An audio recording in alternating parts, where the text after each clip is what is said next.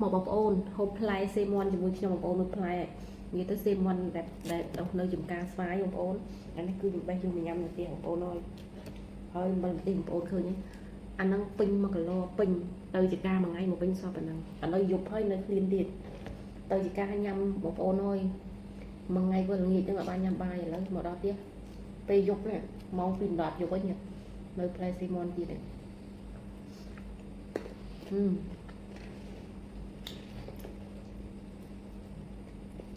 បងប្អូននិយាយពីសាច់ច្រើនមែនតើហើយហ្នឹងគឺមិនល្មមអត់ទៅជូរទេនិយាយរួមទៅវាមានសាច់ច្រើន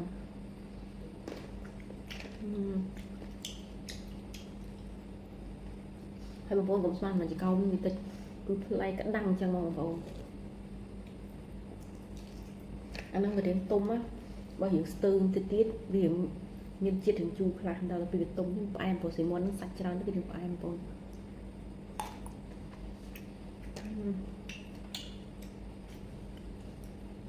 និយាយពីគ្រាប់វាក៏ឆ្ងាញ់ដែរបងប្អូនខ្ញុំធ្លាប់ញ៉ាំផ្លែសេមន់ដែរតែខ្ញុំញ៉ាំលេបគ្រាប់តែអាហ្នឹងទៅពីគ្រាប់គឺឆ្ងាញ់មែនទែន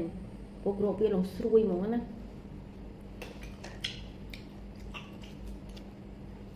នៅចំការខ្ញុំមានដើមខ្លះអត់មានសាច់ទេបងប្អូនវាមានតែគ្រាប់អត់សាច់តែអាហ្នឹងមានសាច់ច្រើនហើយរសជាតិវាក៏ឆ្ងាញ់គ្រាប់វាក៏ស្រួយបង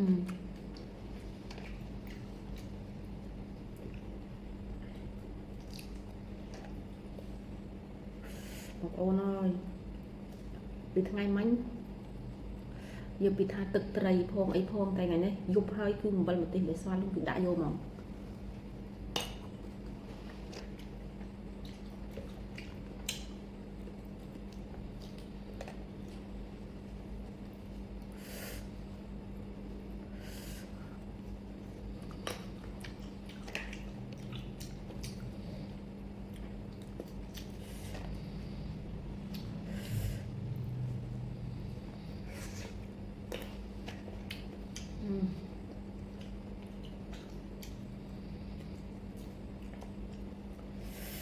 បងប្អូនឲ្យរសជាតិមិនបាច់និយាយទេ